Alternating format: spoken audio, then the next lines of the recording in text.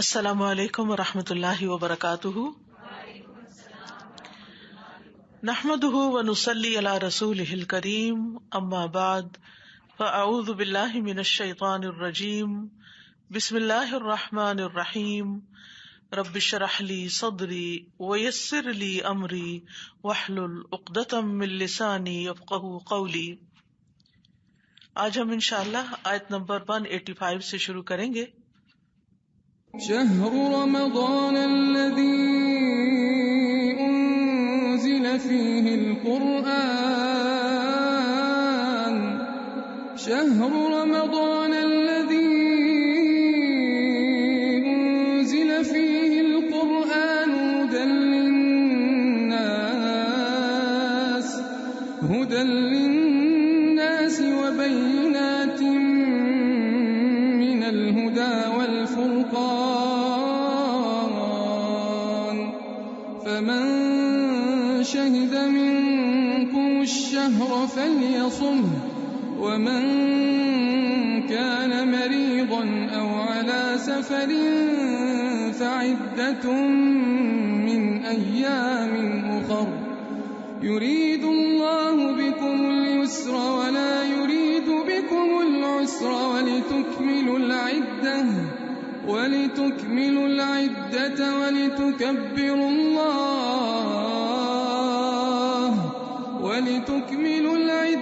ولتكبروا الله على ما هداكم ولعلكم تشكرون۔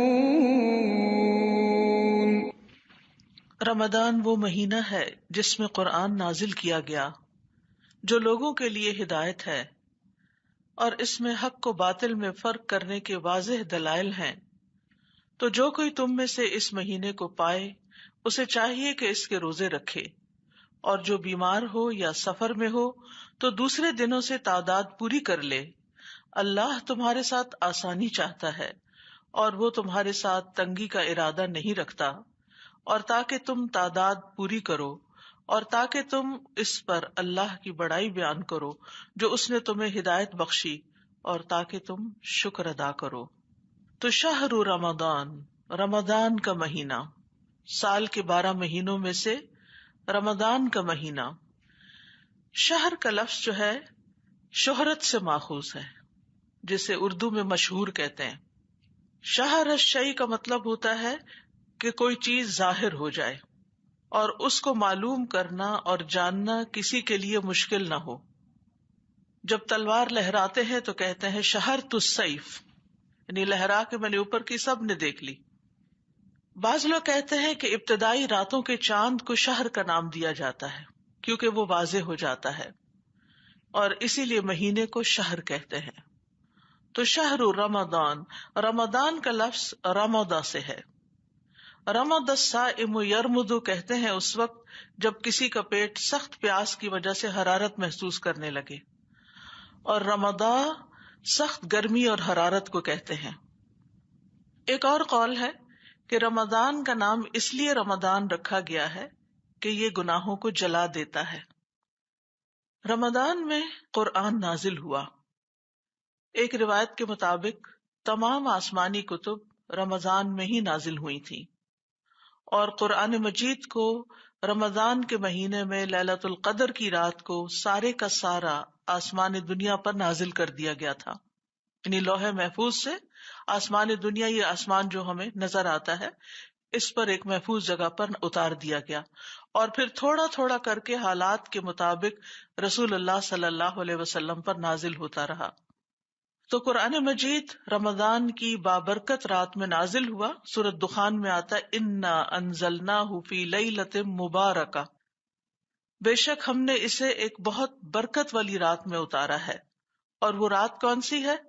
انا انزلناہ فی لیلۃ القدر، لیلۃ القدر کی رات ہے جس میں اللہ تعالی نے اس کلام کو نازل کیا، یعنی اس وقت میں اس کا نزول شروع ہوا، یعنی نبی صلی اللہ علیہ وسلم پر نازل ہونے کی ابتدا اس رات کو ہوئی تھی، تو گویا اسی رات کو آپ کو نبوت بھی عطا ہوئی۔ قرآن مجید کے نزول کی وجہ سے ہی رمضان کی فضیلت ہے، اور اسی لیے اس میں روزے رکھنا ہم سب پر فرض کیے گئے. تو رمضان کا مہینہ جو ہے کئی اعتبار سے بابرکت مہینہ ہے کہ اس میں نبی صلی اللہ علیہ وسلم کو نبوت حاصل ہوئی، قرآن مجید نازل ہوا، روزے فرض ہوئے. نبی صلی اللہ علیہ وسلم رمضان میں ہی قرآن کا دور کیا کرتے تھے. جبریل علیہ السلام نبی صلی اللہ علیہ وسلم سے ہر رمضان میں ہر رات میں ملتے، یہاں تک کہ پورا رمضان گزر جاتا، اور نبی صلی اللہ علیہ وسلم حضرت جبریل کے ساتھ قرآن مجید کا دور کرتے. یاد رکھیے رمضان قرآن کا مہینہ ہے، رمضان قرآن کا مہینہ ہے. اس میں فرض نمازوں کے بعد، فرض روزے کی ادائیگی کے بعد سب سے اہم ترین کام قرآن مجید کے ساتھ تعلق قائم کرنا ہے، دن ہو یا رات ہو. نبی صلی اللہ علیہ وسلم کی راتیں رمضان میں کیسے گزرتی تھی؟ آپ عشاء کے بعد قیام کرتے، اس کے بعد جبریل تشریف لے آتے، پھر جبریل علیہ السلام کے ساتھ آپ قرآن مجید کا دور کرتے، اور پھر اس میں رات کا ایک بڑا حصہ گزر جاتا، اور یوں آپ کی رمضان کی راتیں قرآن کی راتیں ہوتی تھی. ہمارا راتوں میں کیا حال ہوتا ہے؟ ہمیں اپنا جائزہ لینا چاہیے کہ ہماری راتیں کیا، رمضان کی راتیں خاص طور پر قرآن مجید کے ساتھ گزرتی ہیں. تو ہمیں اس چیز کے لیے خاص اہتمام کرنا چاہیے، اور اس رات کی نیند کی کچھ کمی کو پورا کرنے کے لیے دن کو کچھ آرام کر لینا چاہیے، لیکن رات کے ایک حصے میں قرآن مجید کا پڑھنا بہت ضروری ہے. اور خاص طور پر نماز کے اندر، تراویح کے اندر کم از کم ایک پورا قرآن مجید مکمل کر لیا جائے، اور اگر آخری عشرے میں اللہ تعالیٰ توفیق دے اور سحری کے وقت آپ کو قیام کا موقع ملے تو مزید اس میں بھی تلاوت کر لی جائے، اور سحری کے وقت استغفار کا اہتمام کیا جائے. یعنی رات کا اسکیجول جو ہے وہ اس طرح ہوگا. سلف صالحین رمضان کے مہینے کو قرآن کی تلاوت کرنے، اس کو غور سے سننے، اس کو سمجھنے، اس میں تدبر کرنے، اس پر عمل کرنے کے اعتبار سے اسے ایک درسگاہ خیال کرتے تھے کہ رمضان کا مہینہ قرآن سکھانے کا، قرآن کو سمجھنے کا، قرآن کو جذب کرنے کا، قرآن کو اخذ کرنے کا مہینہ ہے. یعنی باقی تمام کام چھوڑ دیتے. جیسے سفیان ثوری کے بارے میں آتا ہے، جو ہی رمضان کا مہینہ داخل ہوتا سفیان ثوری تمام کام چھوڑ دیتے اور قرآن کی قرات پر متوجہ ہو جاتے. یعنی سب سے زیادہ جو نیکی اور عمل کرنے کا ہے وہ قرآن کی تلاوت اور اس پر غور و فکر اور اس کو سمجھنا ہے. لہٰذا ہم میں سے ہر ایک اس چیز کو میک شور کرے کہ وہ اپنی پلاننگ میں رمضان کے مہینے میں قرآن کے ساتھ زیادہ سے زیادہ تعلق قائم کرے. اوور آل بھی رمضان کا مہینہ ایک مبارک مہینہ ہے. رسول اللہ صلی اللہ علیہ وسلم نے فرمایا، تمہارے پاس رمضان کا مبارک مہینہ آ گیا ہے، اللہ عز و جل نے تم پر اس ماہ کے روزے فرض قرار دیے ہیں، اور اس ماہ میں آسمان کے دروازے کھول دیے جاتے ہیں، اور اس میں جہنم کے دروازے بند کر دیے جاتے ہیں، اور اس میں سرکش شیاطین کو طوق پہنا دیے جاتے ہیں. اور اس میں آپ دیکھیے کہ جب آسمان کے دروازے کھل جائیں تو پھر اعمال کی قبولیت کا وقت آ جاتا ہے، دعاؤں کی قبولیت کا وقت ہو جاتا ہے. اور اس میں ایک خوشخبری ہے ہم سب کے لیے، اور اس میں چلتے پھرتے اٹھتے بیٹھتے ہمیں اللہ تعالیٰ سے دعائیں کرتے رہنا چاہیے، خاص طور پر اگر ہم کسی بھی مشکل کا شکار ہیں، اور اگر دنیا میں اللہ نے ہمیں نعمتوں میں رکھا ہوا ہے، کوئی ہمیں اپنی زندگی میں مشکل نظر نہیں آتی، تو ہمیں کم از کم اپنی آخرت کے لیے، کم از کم نہیں زیادہ سے زیادہ اپنے آئندہ آنے والی زندگی کے لیے، اپنی قبر کی زندگی کے لیے، اپنے حشر کے دن کے لیے، اپنی آخری ہمیشہ کی زندگی کے لیے زیادہ سے زیادہ دعائیں کرنی چاہیے، کیونکہ یہ دعاؤں کا مہینہ بھی ہے، یہ بے پناہ خیر لانے والا مہینہ ہے. رسول اللہ صلی اللہ علیہ وسلم نے فرمایا، بے شک تم پر یہ مہینہ آ گیا اور اس میں ایک ایسی رات ہے جو 1000 مہینوں سے بہتر ہے. جو اس سے محروم رہا وہ ہر طرح کی خیر اور بھلائی سے محروم رہا، اور اس کی خیر سے محروم وہی رہے گا جو واقعی محروم ہو. جو واقعی پھر محروم ہے، اس کے اس سے نصیب میں کوئی خیر نہیں، وہی اس رات سے فائدہ نہیں اٹھاتا. رسول اللہ صلی اللہ علیہ وسلم نے فرمایا، جب رمضان کا مہینہ آتا ہے تو ایک فرشتہ پکارتا ہے، اے خیر کے طالب، یعنی اے نیکیوں کو چاہنے والے، خیر کے کام کرنے والے، آگے بڑھ اور ہمت کر، یعنی جتنا کر رہے ہو اتنا کافی نہیں، اور کرو. اور اے شر کے طالب، یعنی برے کام کرنے والے، رک جا. اور سوم کا تو مطلب ہی یہی ہے کہ انسان رک جائے، بہت سی برائیوں سے رک جائے، بہت سی غلط باتوں سے رک جائے، بہت سے غلط خیالات سے رک جائے. یعنی ہم دن میں کتنی ہی دفعہ ایسی چیزیں ہوتی ہیں کہ جن پہ بعد میں ہم سوچتے ہیں کہ یہ نہیں کرنا چاہیے تھا. تو رمضان میں پہلے سے پلان کر لے کہ میری کون کون سی ویکنیسز ہیں، ان سے مجھے رک جانا ہے، اور وہ چیزیں خاص طور پر جو اللہ تعالیٰ کو ناپسند ہے. فرمایا یہاں تک کہ رمضان ختم ہو جاتا ہے، پورا رمضان یہ پکار آتی رہتی ہے کہ اے طالب خیر آگے بڑھ، اور اے طالب شر رک جا، کیونکہ روزہ تو ہے ہی رک جانے کا نام. اور پھر آپ دیکھیے کہ اس مہینے میں نیکی کے تمام مواقع جمع ہو جاتے ہیں. روزہ رکھنے کا مطلب یہ نہیں کہ ہم دنیا سے کٹ آف ہو جائیں اور ہم کسی کی خیر خبر نہ رکھیں یا کسی کی کچھ مدد نہ کریں، بلکہ اس مہینے میں عبادت کے علاوہ شہر المواسات بھی ہے، انسانوں سے ہمدردی کرنے کا مہینہ بھی ہے. رسول اللہ صلی اللہ علیہ وسلم کی مجلس میں ایک دفعہ صحابہ بیٹھے ہوئے تھے تو آپ نے پوچھا آج تم میں سے کون روزے سے ہے؟ حضرت ابوبکر صدیق نے کہا کہ میں روزے سے ہوں. آپ نے فرمایا آج کس نے جنازہ پڑھا ہے؟ حضرت ابوبکر صدیق نے کہا میں نے پڑھا ہے. آپ نے پوچھا آج کس نے کسی بیمار کی عیادت کی ہے؟ حضرت ابوبکر نے کہا کہ میں نے کی ہے. کس نے کسی کو کھانا کھلایا ہے؟ حضرت ابوبکر نے کہا کہ میں نے.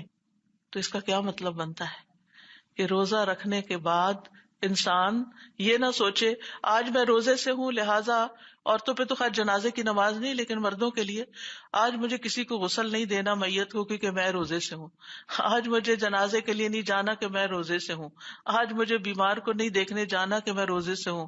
ایسا نہیں کرنا، یعنی ایز پر نیڈ. اگر ضرورت نہیں تو خواہ میں ادھر ادھر گھومنا پھرنا بھی نہیں، اور نہ ہی بازاروں کے چکر لگانے ہیں. اگر ضرورت ہے اور جہاں جس چیز کی ضرورت ہے بندوں کو خدمت اور مدد کی وہ کرنا ہے. اور خاص طور پر خواتین کے حوالے سے یہ کہ انہیں گھر کے بہت سے ایسے کام کرنے پڑتے ہیں کہ جس میں بعض اوقات ان کی کچھ عبادت متاثر بھی ہوتی ہے. تو ایسے میں آپ کے ہاتھ کام کرتے ہیں لیکن آپ کی زبان تو مصروف نہیں ہوتی نا، تو اس زبان سے مسلسل اللہ تعالیٰ کا ذکر کریں. اور اگر اس وقت آپ کا دل چاہ رہا ہے اور ممکن ہے اور گھر میں شور ہنگامہ نہیں تو آپ کوکنگ کرتے ہوئے کلیننگ کرتے ہوئے قرآن مجید کی تلاوت رکھیں اور کوشش کریں کہ ایک پورا قرآن آپ سن جائیں. اور اس کے لیے جو دن بھر کا آپ کا ٹائم ٹیبل ہو اس میں سننے کے اوقات بھی ہوں. جیسے کہ میں نے پہلے عرض کیا کہ رمضان کا مہینہ ہے ہی قرآن کے ساتھ خاص، تو قرآن مجید کے سننے کا اہتمام. ڈرائیونگ کر رہے ہیں تو سننے کا اور ترتیب سے سننے کا. ایسی ایپ ڈاؤن لوڈ کر لیں کہ جو آپ جہاں تک سنے وہاں رک جائے اور پھر دوبارہ جب آن کرے تو آگے چل پڑے. اور اس طرح آپ پورا قرآن جو ہے وہ سن کے مکمل کر لیں. اور اس طریقے سے آپ دونوں طرح کے کام، عبادت بھی کر سکیں گے اور اس کے ساتھ ساتھ خدمت خلق بھی کر سکیں گے.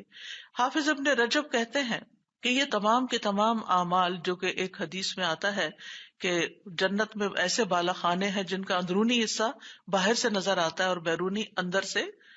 تو ایک بدو کھڑا ہو کے کہنے لگا یا رسول اللہ صلی اللہ علیہ وسلم یہ کس کے لیے ہے؟ تو آپ نے فرمایا اس شخص کے لیے جو اچھی بات کرے، کھانا کھلائے، روزے رکھے، اور جب لوگ رات کو سو رہے ہو تو صرف اللہ کے لیے نماز ادا کرے. تو ابن رجب کہتے ہیں کہ یہ تمام اعمال رمضان میں وقوع پذیر ہو جاتے ہیں، کیونکہ مومن رمضان میں روزہ بھی رکھ لیتا ہے، قیام بھی کرتا ہے. یعنی جو لوگ عام دنوں میں قیام نہیں کرتے وہ رمضان میں قیام بھی کرتے ہیں، صدقہ بھی کر سکتا ہے اور اچھی گفتگو بھی، کیونکہ اس کو یہ خیال ہوتا ہے کہ میں روزے سے ہوں، میں نے کوئی ایسی بات نہیں کرنی کہ جس سے کسی کو تکلیف پہنچے، یا یہ کہ کوئی غلط بیانی ہو یا ایسی بات جو اللہ تعالیٰ کو ناراض کرنے والی ہو. کیونکہ اس حالت میں انسان کو بے مقصد لغو اور فحش باتیں، جنسی باتیں کرنے اور جنسی جذبات کے اظہار کرنے سے بھی روکا گیا ہے.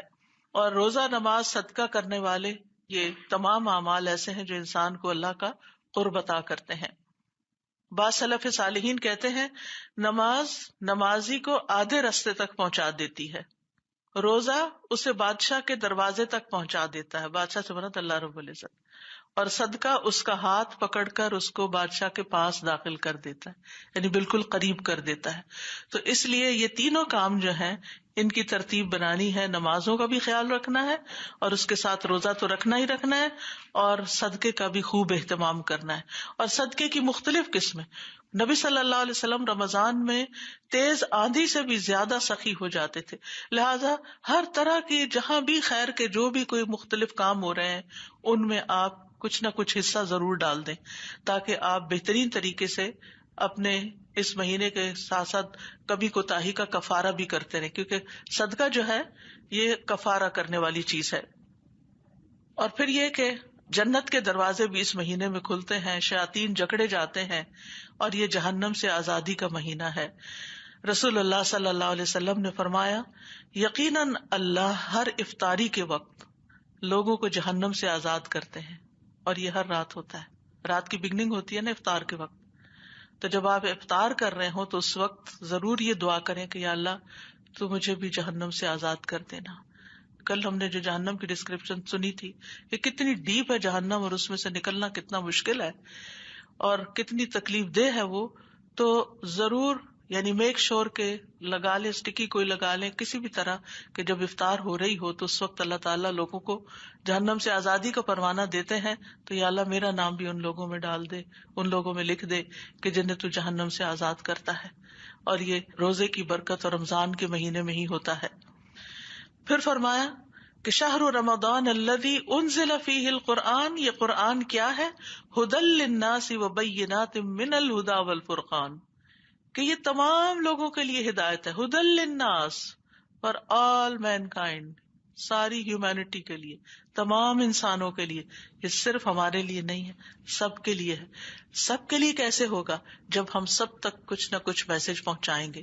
قرآن مجید کے کچھ نسخے لے کر آپ اپنے نیبرز کو، آپ اپنے ایسے نان مسلم فرینڈز کو دے سکتے ہیں کہ یہ ہمارا ہولی منتھ ہے، یعنی کوئی مناسبت بنانی ہوتی ہے نا تو آپ مناسبت بنا سکتے کہ یہ ہمارا ہولی منتھ ہے، اس منتھ میں یہ بک ہمیں دی گئی تھی تو میں اس منتھ میں یہ آپ کو گفٹ دے رہی ہوں۔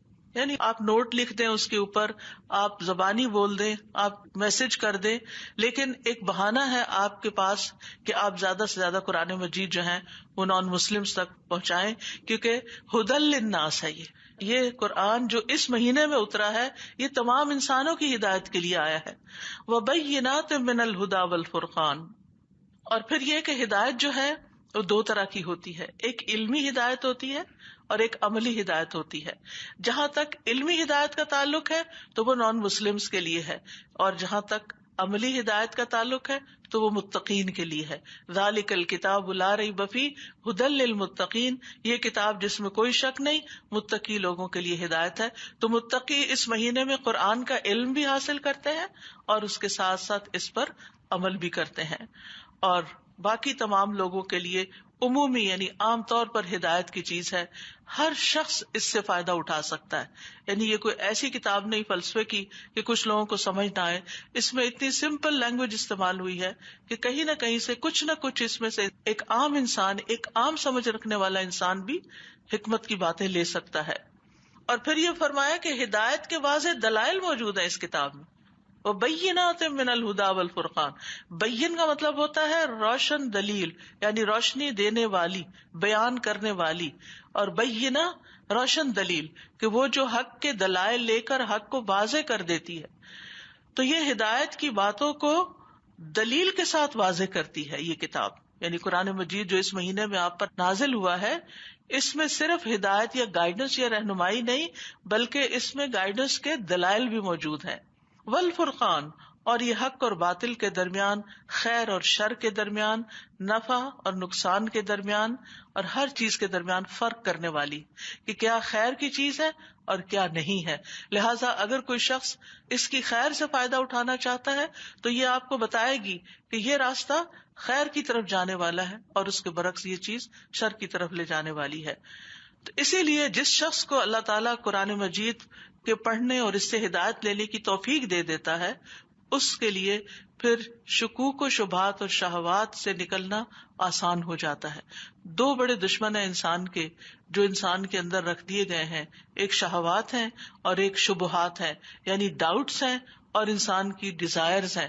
قرآن ان دونوں کا علاج کرتا ہے، یعنی جو انسان کے اندر ڈیزائرز ہوتی ہیں وہ اس کے جذبات سے تعلق رکھتی ہیں۔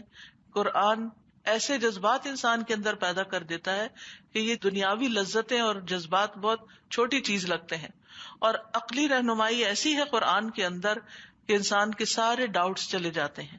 لہٰذا اس کتاب سے بہترین فائدہ انسان کو حاصل ہوتا ہے۔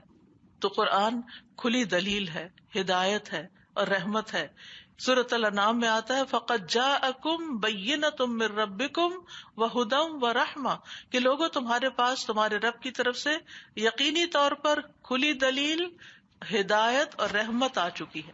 یعنی دلائل بھی ہیں، ہدایت بھی ہے، اور اس کے ساتھ ساتھ یہ رحمت کا باعث بھی ہے، یعنی تمہیں اس سے فائدہ ہی فائدہ حاصل ہوگا. ایک اور جگہ اس کو شفا بھی کہا گیا کہ نہ صرف یہ کہ رحمت، بلکہ تمہارے دلوں کے اندر جو بیماریاں ہیں، تمہاری جو ڈاؤٹس ہیں اور شہوات دلوں کے اندر ہی ہوتے ہیں اور دل کو بیمار کر دیتی ہے. دو چیزیں دل کو بیمار کرتی ہیں، تو یہ قرآن ان کا علاج کرتا ہے. لہٰذا اس قرآن کو اس مہینے میں سمجھ کر پڑھنے کی کوشش کرنی چاہیے. اور اس کے ساتھ ساتھ فمن شہد منکم الشہر فلیصمہ، جو اس مہینے کو پائے، دیکھے، مشاہدہ کرے، اس میں حاضر ہو، گھر پر ہو، اسے چاہیے کہ پھر وہ ضرور روزہ رکھے. یعنی اس مہینے کا جب چاند دیکھ لے شاہدہ، اور پھر اس کے بعد ایک ہوتا مسافر اور ایک ہوتا شاہد، یعنی کہ جو گھر پہ ہی ہے، جس کو کوئی ایسا مسئلہ نہیں، تو پھر وہ رمضان کا چاند دیکھ کر روزہ رکھے. رسول اللہ صلی اللہ علیہ وسلم نے رمضان کا ذکر کیا، فرمایا جب تک چاند نہ دیکھو روزہ نہ رکھو، اسی طرح جب تک چاند نہ دیکھ لو روزہ نہ چھوڑو، یعنی عید نہ مناؤ، اور اگر بادل چھا جائے تو 30 دن پورے کر لو.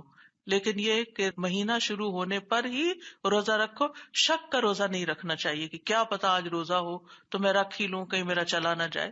نہیں، شک کی بات نہیں ہے. اور مہینہ کبھی 29 دن کا ہوتا ہے اور کبھی 30 دن کا ہوتا ہے. تو یہاں پر ہم دیکھتے ہیں کہ اللہ سبحانہ تعالیٰ نے روزے کی فرضیت کو کس طرح آسان بنایا. پہلے تو بتایا کہ یہ پچھلی امتوں میں بھی فرض تھا، تو ہمیں اس طرح شوق دلایا. پھر روزے کو تقویٰ کے حصول کا ذریعہ بنایا کہ اس سے تمہاری بری عادتیں چھوٹ جائیں گی، تمہارے دل کی حالت بہتر ہو جائے گی، تم جہنم کی آگ سے بچ جاؤ گے. اور پھر بتایا ایام معدودات کے بس چند دن کی بات ہے، تھوڑے دن کی بات ہے.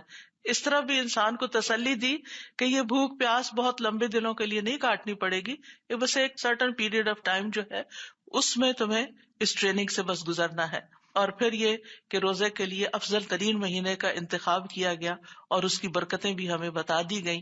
اور اس کے بعد کہا گیا کہ جو بھی اس مہینے کو اب پائے اب وہ روزہ رکھے. یعنی پہلے آپ دیکھیں، اگر آیات پہ غور کریں، تدبر کریں، تو کس طرح گریجولی اور ایک کے بعد ایک چیز سمجھانے کے بعد، ذہن سازی کرنے کے بعد، کنونس کرنے کے بعد، شوق دلانے کے بعد پھر کہا کہ اب یہ مہینہ آ رہا ہے، اس لیے روزے رکھنے ہوں گے. یعنی پورا تیار کر دیا گیا ہے ذہنی طور پر. اور جب انسان کسی چیز کو ایکسپٹ کر لیتا ہے تو پھر اس کے لیے کرنا اس کو آسان ہو جاتا ہے. پھر فرمایا یرید اللہ بکم اليسر ولا یرید بکم العسر. اور اس سے پہلے فرمایا ومن کان مریضا او علی سفر فعدۃ من ایام اخر، کہ جو مریض ہو یا مسافر ہو تو وہ جتنے دن روزہ نہ رکھے، اس کو صحت مند ہونے کے بعد اور سفر ختم ہونے کے بعد اپنے روزے مکمل کر لینے چاہیے. یعنی یہ اب پورا مہینہ فرض ہے تم پر، چاہے کوئی بیمار ہے، چاہے کوئی مسافر ہے. اگر اس مہینے کے اندر نہیں رکھ سکتے تو بعد میں رکھ کے پورے کرو. عدۃ من ایام اخر یرید اللہ بکم اليسر ولا یرید بکم العسر. اللہ تعالیٰ تمہارے لیے آسانی کو پسند کرتا ہے، آسانی کا ارادہ کرتا ہے. اللہ تعالیٰ بندوں کو مشکل میں نہیں ڈالنا چاہتا. یعنی روزے کے حکم دے کر اللہ تعالیٰ نے ہمیں کوئی سزا نہیں دی. یعنی ورنہ بھوکا پیاسا کسی کو رکھنے کا مطلب کیا ہے کہ وہ اس کو ایک طرح سے سزا دی جائے. سزا نہیں دی بلکہ آسانی. کیوں؟ اس لیے کہ اسلام میں آسانی کا کانسیپٹ کیا ہے؟ ان مع العسر یسرا. ان مع العسر یسرا نہیں ہے. آسانی کے ساتھ آسانی نہیں ہے، تنگی کے ساتھ آسانی ہے. یعنی اس مشقت سے جب تم گزرو گے تو تمہارے لیے بہت سی آسانیاں بھی ہوں گی، تمہاری صحت بہتر ہوگی. نہ صرف یہ کہ روحانی صحت، قلبی صحت، بلکہ جسمانی صحت. تمہارا ایمان مضبوط ہو چکا ہوگا، اور اس کے علاوہ بھی بے شمار فائدے تمہیں محسوس ہوں گے جس سے تمہارے لیے زندگی میں آسانیاں ہوں گی. آپ دیکھیے کہ جب دل میں ایمان بھر جاتا ہے نا، جذبہ آ جاتا ہے، تو اللہ کے راستے میں کچھ بھی خرچ کرنا آسان ہو جاتا ہے، بھوک پیاس کاٹنا آسان ہو جاتا ہے، لوگوں کے ساتھ ہمدردی کرنا آسان ہو جاتا ہے، کیونکہ انسان کے اندر ایمان ہے، تقویٰ ہے. یہ تقوی ہی تو پیدا کرنا ہے جس کی وجہ سے ہمارے لیے نیکیاں آسان ہو جائیں. اور دوسری طرف ہیلتھ بینیفٹس بھی ہیں کہ جس کی وجہ سے انسان کا وزن بھی کچھ کم ہو جاتا ہے اور اٹھنا بیٹھنا بھی, کیونکہ جب آپ قیام کرتے ہیں طویل قیام ہوتا ہے, پھر رکوع ہوتا ہے, پھر سجدہ ہوتا ہے. 11 رکعت بھی پڑھیں آپ تو آپ دیکھیں کہ 22 دفعہ آپ اوپر نیچے اٹھتے بیٹھتے ہیں, کہ عام دنوں میں آپ ایک نماز میں اتنی دفعہ اوپر نیچے تو نہیں ہوتے. اور پھر یہ کہ اس میں قرآن بھی ساتھ سنا جا رہا ہوتا ہے. عام طور پر جو ورزشیں ہوتی ہیں ان میں انسان صرف مشقت ہی ہوتی ہے یا پھر میوزک لگا لیتے ہیں, جو کہ آپ کو معلوم ہی ہے اس کا مقام کیا ہے. اس کے برعکس آپ قرآن بھی سن رہے ہیں اور آپ محبت سے رکوع بھی کر رہے ہیں اور سجدہ بھی کر رہے ہیں اور طویل سجدہ کر رہے ہیں. تو آپ دیکھیں کہ آپ نے نوٹ کیا ہوگا ہر رمضان میں تراویح کے بعد کتنی اچھی فیلنگ ہوتی ہے, کتنی خوشی ہوتی ہے, ایسا لگتا ہے کہ کچھ کیا ہی نہیں. اس سے پہلے کچھ کھا پی کے تھکاوٹ کا احساس ہوتا ہے, لیکن جو تراویح آگے بڑھتی جاتی ہے تھکاوٹ ختم ہونا شروع ہو جاتی. پہلے کچھ نیند کا غلبہ, سستی ہوتی ہے, اور جو تراویح پڑھتے جاتے ہیں وہ نیند کا غلبہ بھی ختم ہو جاتا ہے اور دل چاہتا ہے ابھی اور پڑھے, ابھی اور پڑھے. وہ ایک شوق بڑھ جاتا ہے. تو یرید اللہ بکم اليسر ولا یرید بکم العسر, اللہ تمہارے لیے اپنی طرف آنے کے راستے آسان کر رہا ہے, تمہارے لیے آسانی پسند کرتا ہے اور تمہارے لیے مشکل پیدا نہیں کرنا چاہتا. اور ویسے بھی ہم دیکھتے ہیں تو ہمارے دین میں تنگی نہیں ہے, یعنی کوئی بھی کام, ناٹ ون سنگل حکم ہمیں ایسا نہیں دیا گیا کہ جس کی وجہ سے ہماری زندگی میں کوئی پریشانی آئے, بلکہ پریشانیوں کو ختم کرنے کے لیے ہی سارے احکام دیے گئے. چاہے ایک مشکل سے گزرنا ہے, آپ دیکھیے کہ جو فوجی ٹریننگ کرتے ہیں اس ٹریننگ کے بعد وہ ساری زندگی کتنے فٹ اور اسمارٹ رہتے ہیں اگر وہ اس کو کنٹینیو کریں, سستی کا شکار نہ ہو. لیکن اگر کوئی شخص صرف لیزینس کا شکار رہتا ہے تو اس کے اندر وہ جان اور انرجی اور وہ ایکٹیونیس نہیں ہوتی. پھر فرمایا وَلِتُكْمِلُوا الْعِدَّةَ, اور تاکہ تم گنتی پوری کرو. بات یہ ہے کہ گن گن کے روزے پورے کرنے.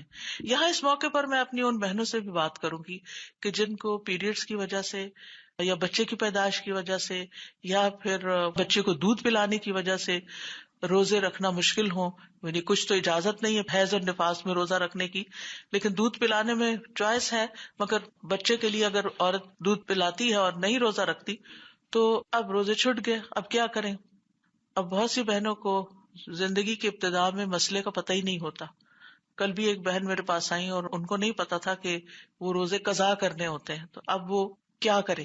اس میں یہ ہے کہ جس سال, یعنی آپ کو یہ تو یاد ہی ہوگا کہ کس سال آپ کے پیریڈ شروع ہوئے تھے اور آپ کی ایوریج عادت کیا رہی ہے, 5 دن رہی ہے, 6 دن رہی ہے, 7 دن رہی ہے, جو بھی. تو آپ ان ایئرس کو کاؤنٹ کر لیں اور ان سارے روزوں کو گن لیں. اور اس کے بعد یہ ہے کہ آپ ایک چارٹ بنا لیں. کل ایک سسٹر نے چارٹ بھی میرے ساتھ اپنا شیئر کیا فوٹو کے ساتھ کہ انہوں نے کس طرح اپنے پورے روزے جو چھٹے ہوئے تھے پچھلے, ان کے چارٹ بنا کر اور ان کے اوپر مارک کرتی گئی, اور پورا ایک پلانر بنایا ہوا تھا کہ کس طرح انہوں نے اپنی گنتی پوری کرنی ہے.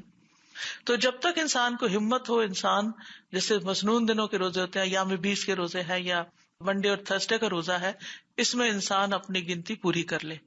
اور ویسے اگر آپ کے پچھلے الحمدللہ اللہ کے فضل سے, اللہ کی رحمت سے پورے ہیں, تو پھر آپ آئندہ کے لیے اگر چھٹتے ہیں کسی بھی وجہ سے, ان اسباب کی وجہ سے یا کسی اور بیماری یا سفر کی وجہ سے, تو ہمیشہ لکھ لیا کریں.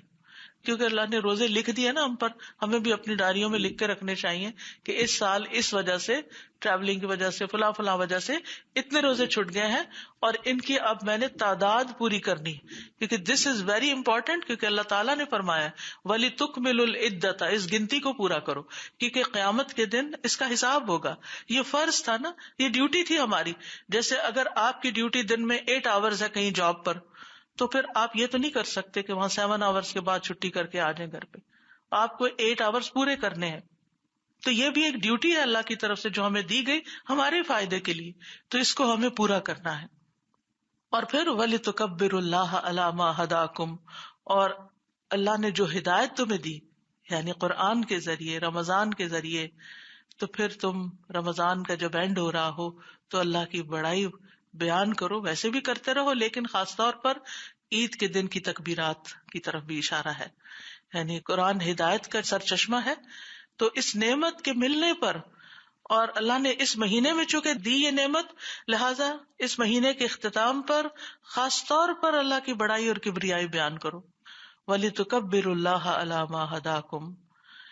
ایک قول کے مطابق اس سے مہینہ شروع ہوتے ہی عید الفطر میں تکبیرات پڑھنا مراد ہے، اور عید کے دن تکبیرات کو مشروع کیا گیا ہے. اور یہ حکم کیوں دیا گیا ہے؟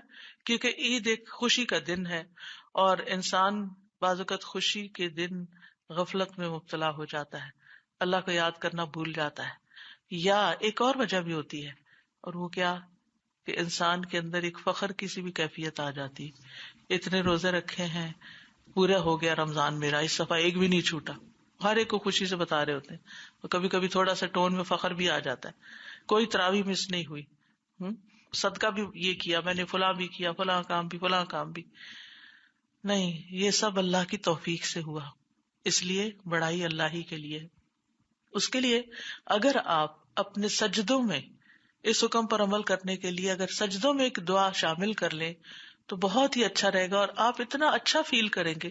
کیونکہ یہ میرا پرسنل ایکسپیرینس ہے جو میں آپ سے شیئر کر رہی ہوں کہ سجدے میں انسان بچپن سے جو یاد کرا دیا جاتا ہے نا، سبحان ربی الاعلیٰ، تو وہ تو ہم پڑھتے ہی ہیں، اللہ اللہ اللہ سب سے بلند ہے. لیکن اگر آپ پڑھیں سبحان ذی الجبروت والملکوت والکبریاء والعظمہ، آپ پڑھ کے دیکھیں، آپ سر زمین پہ رکھے ہوئے ہیں اور آپ اللہ کی کبریائی بیان کر رہے ہیں، دل کی حالت ہی کچھ اور ہو جاتی، کہیں نہیں دھیان جائے گا. کر کے دیکھیں اور سمجھ کے سبحان ذی الجبروت والملکوت والکبریاء والعظمۃ. اور یہ جب بھی دل میں کوئی خیال آ جائے نا کہ میں بڑا نیک ہوں یا نیک کام کیا، فوراً سوچے نہیں اصل بڑائی اللہ ہی کی ہے. اور پھر عید کا دن تو ویسے بھی تکبیرات کا دن ہے. نبی صلی اللہ علیہ وسلم عید کے دن گھر سے نکلتے اور تکبیرات کہتے یہاں تک کہ نماز کی جگہ پر پہنچ جاتے، اور پھر جب نماز پوری کر لیتے پھر تکبیرات منقطع ہو جاتی تھی. اور تکبیرات کے مسنون الفاظ اللہ اکبر لا الہ الا اللہ واللہ اکبر وللہ الحمد، اور اللہ اکبر کبیرا والحمد للہ کثیرا وسبحان اللہ بکرۃ واصیلا. اور اس کے علاوہ بھی ہیں. اور پھر وَلَعَلَّكُمْ تَشْكُرُونَ، تاکہ تم شکر ادا کرو کہ یا رب تو نے ہمیں مسلمان بنایا، تو نے ہمیں ہدایت دی، تو نے ہمیں رمضان دیا، تو نے ہمیں قرآن دیا، تو نے ہمیں ایسا ماحول دیا کہ جس میں ہمارے لیے یہ سب کچھ کرنا آسان ہو گیا. اگر میں بھی کسی ایسی جگہ پیدا ہو جاتی جہاں اس میں سے کوئی نعمت نہ ہوتی تو میرا رمضان کیسے گزرتا. رمضان کے مہینے میں اگر مجھے کبھی باہر نکلنے کا اتفاق ہو تو میں جب نان مسلمس کو دیکھتی ہوں تو میرے دل کی عجیب حالت ہوتی ہے. ان کو نہیں پتا کہ یہ کون سا مہینہ ہے، ان کو یہ نہیں پتا کہ قرآن کیا ہے، ان کو نہیں پتا کہ ہدایت کیا ہے، ان کو نہیں پتا کہ آگے کیا ہونے والا ہے، ان کو نہیں پتا کہ کتنی رحمتیں اور برکتیں نازل ہو رہی ہیں، اور نیکیوں کا اجر کتنے گنا زیادہ بڑھ رہا ہے. یہ بھی نیکیاں کرتے ہوں گے لیکن ان کی نیکیوں کا کوئی اجر اور ثواب ان کو نہیں ملے گا، کیونکہ یہ اللہ کے لیے نہیں کر رہے. دل دکھی ہوتا ہے. تو ہمیں دوسرے انسانوں کے ساتھ بھی، کیونکہ یہ شہر المواسات بھی اس کو کہا گیا، ہمیں دوسروں کے ساتھ بھی ہمدردی ہونی چاہیے، اور ان کو بھی ہمیں کسی نہ کسی طرح اس مہینے کی مناسبت سے، کیونکہ ہمارے آس پاس رہنے والوں سب کو پتا کہ یہ رمضان ہے، اور رمضان کریم کہہ دیتے ہیں، رمضان مبارک کہہ دیتے ہیں. آپ ٹریول کریں تو ایئرپورٹ پہ آپ کو بینر لگے ہوئے دکھائی دیں گے، آپ کو مختلف طرح سے وہ سیلیبریشن کی حد تک تو ہوتا ہے، لیکن اصل میننگ کیا ہے رمضان کے یہ نہیں پتا ہوتا. تو اس لیے بہت ضروری ہے کہ یہ خیر زیادہ عام کی جائے تاکہ اور لوگ بھی اس میں شریک ہوں، اور جو اللہ نے ہم تک پہنچا دی اس پر ہم اللہ کا شکر ادا کریں. لعلکم تشکرون. اور یہ شکر اس لیے بھی کہ اللہ تعالیٰ ہمارے ساتھ آسانی چاہتا ہے، ہمارے لیے مشکل نہیں چاہتا. اس پر بھی شکر، چونکہ اسی آیت میں اس چیز کا بھی ذکر ہوا ہے. اور یہ گنتی کو مکمل کرنا ہے، اور تکبیرات کہنے کے لیے اللہ نے رہنمائی کی ہے. یہ چاروں کام نعمتیں ہیں، یہ نعمتیں ہیں، اور ان نعمتوں پر ہمیں اللہ تعالیٰ کا شکر ادا کرنا چاہیے. اور شکر کیا ہے؟ شکر جس نے نعمت دی ہے اس کی بات ماننا، یعنی جس نے ہم پر نعمت دی، نعمتیں عام کی، ہم پھر اس کی اطاعت کرنے والے بن جائیں، اس کے احکامات پر عمل کریں، اور جن چیزوں سے اس نے منع کیا ان سے رک جائیں. علماء کہتے ہیں نعمتوں کے شکر کے ابواب میں سے پہلا باب حرام کو چھوڑنا ہے. حرام کام چھوڑ دیں. چاہے زبان سے کوئی حرام بات ہو، یا آنکھوں سے حرام چیز دیکھنا، یا کانوں سے کوئی حرام چیز سننا، یا پاؤں کا چل کے جانا کسی حرام کام کی طرف، ان چیزوں کو سب سے پہلے چھوڑنا چاہیے. اور پھر یہ کہ اللہ کی نعمت کے ساتھ اس کی نافرمانی نہیں کرنا. یعنی ہمیں ہمارا جسم کس نے دیا؟ کبھی آپ کسی وقت بیٹھ کے غور کیا کریں نا، اپنے ہاتھ دیکھیں تاکہ کہ کیا میرے میں یا کسی میں یہ طاقت تھی کہ وہ یہ ہاتھ بنا سکتا. اور اگر اللہ تعالیٰ اس میں سے ہمارے جسم میں سے کوئی چیز لے لیتا ہے، کیا کوئی ہمیں وہ لوٹا سکتا ہے؟ ویسی نہیں. کتنی چیز بے شمار، وَإِن تَعُدُّوا نِعْمَتَ اللَّهِ لَا تُحْصُوهَا، اگر اللہ کی نعمتیں گننا شروع کر دو تو تم شمار ہی نہیں کر سکتے. بات یہ ہے کہ ہم بلائنڈ ہیں، ہمیں نظر نہیں آتی، ہمیں دکھائی نہیں دیتی. نعمتیں تو ہر طرف ہیں، آگے پیچھے دائیں بائیں اوپر نیچے، ہر جگہ اندر باہر، ہر جگہ نعمتیں ہی نعمتیں ہیں، لیکن ہم دیکھ نہیں پاتے. تو جو دیکھ سکتا ہے پھر وہ شکر گزار بھی ہوتا ہے، اور جس کو نظر آئے پھر وہ ان چیزوں سے، جس نے دی ہے نا وہ چیز، اس کے خلاف استعمال نہ کرے، اس کے دشمن کی خوشی میں استعمال نہ کرے، شیطان کے راستے پر اس کو استعمال نہ کرے. یہ ہے اصل شکر.